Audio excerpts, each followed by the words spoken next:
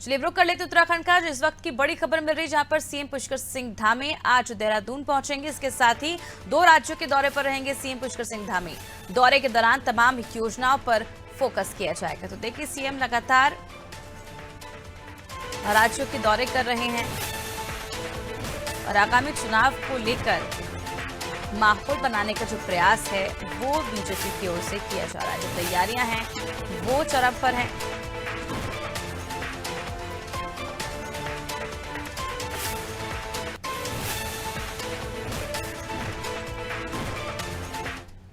तो विधानसभा चुनावों के दृष्टिगत भाजपा अब उत्तराखंड के मुख्यमंत्री पुष्कर सिंह धामी को मोर्चे पर उतारने जा रही है।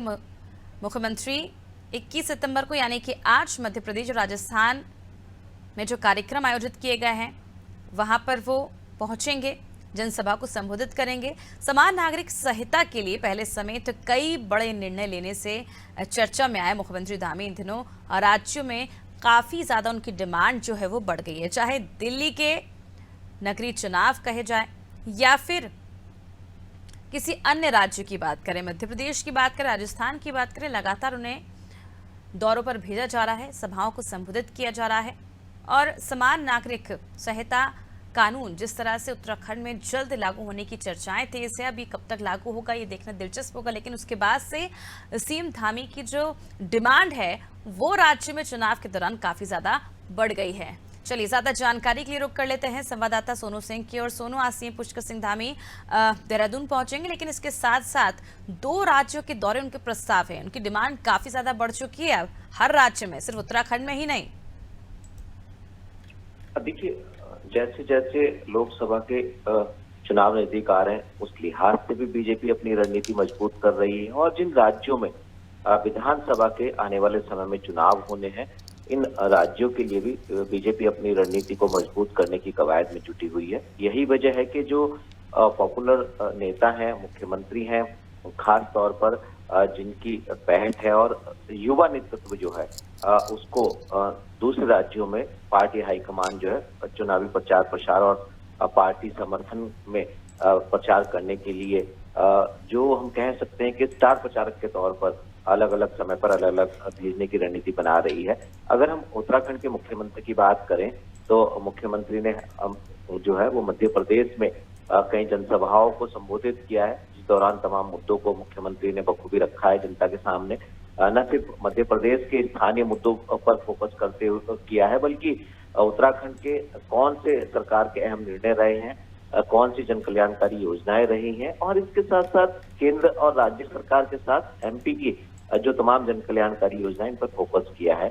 और इसके बाद फिर मुख्यमंत्री ने राजस्थान का दौरा किया। यहाँ पर भी जो उत्तराखंड सरकार ने जन कल्याणकारी योजनाएं शुरू की हैं उनको लेकर के केंद्र सरकार के तमाम बड़े फैसले, और इसके साथ साथ जो राजस्थान में आने वाले समय में जब सरकार बनेगी तो क्या फैसले ले सकती है, क्या जन कल्याणकारी योजनाएं शुरू कर सकती हैं, इस पर फोकस किया। आज मुख्यमंत्री देहरादून पहुंच रहे हैं और देहरादून पहुंचने के बाद निश्चित तौर पर जो शासकीय कार्य उनका निस्तारण करेंगे और कई कार्यक्रम मुख्यमंत्री के हैं जिनमें मुख्यमंत्री शिरकत करने वाले हैं।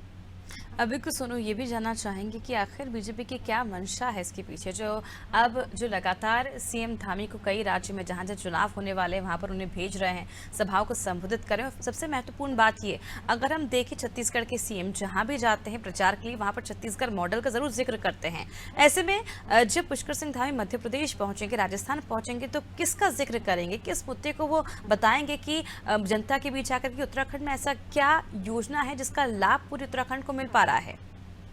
देखिए, जब मध्य प्रदेश में जो है वो मुख्यमंत्री पहुंचे तो उन्होंने साफ तौर पर जो राज्य की तमाम जन कल्याणकारी योजनाएं, अगर हम योजनाओं की बात करें और सरकार के फैसलों की बात करें और उत्तराखंड की अगर हम बात करें तो सख्त नकल विरोधी कानून जो है उसको अस्तित्व में लाई है प्रदेश की धामी सरकार। के साथ साथ जो सरकारी भूमि पर अवैध रूप से कब्जे किए गए थे उसको अतिक्रमण मुक्त कराने में सरकार ने अहम फैसले लिए हैं। धर्मांतरण को लेकर के सरकार एक कानून लाई है और एक जो सबसे अहम पहलू है जिसको जल्दी फाइनलाइज सरकार करने जा रही है वो है यूसीसी का ड्राफ्ट। यूसीसी के ड्राफ्ट के लिए सरकार ने कमेटी बनाई विशेषज्ञों की कमेटी ने तमाम सुझाव आम जनमानस से, समाज के अलग अलग तबके के अलग अलग समय में लिए और यूसीसी ने अब जो विशेषज्ञ समिति है उसने अपना ड्राफ्ट तैयार कर लिया है और ड्राफ्ट तैयार करने का जैसे सरकार को सौंपेगी, सरकार इसका अध्ययन करेगी और उसके बाद इसको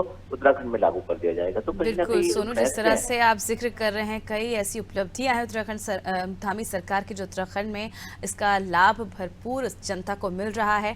और ऐसे में अब देखना होगा जब मध्य प्रदेश और राजस्थान की भूमि पर आकर वो इसका प्रचार करेंगे तो क्या कुछ असर इसका देखने को मिलता है और जनता बीजेपी पर आने वाले समय में इतना कितना विश्वास जताती है, क्योंकि गोवा के बाद ये दूसरा राज्य होगा उत्तराखंड जहां पर यूसीसी को लागू किया जाएगा। बने रहिए अब हमारे साथ सोनू, आपसे और जानकारी हम लेंगे।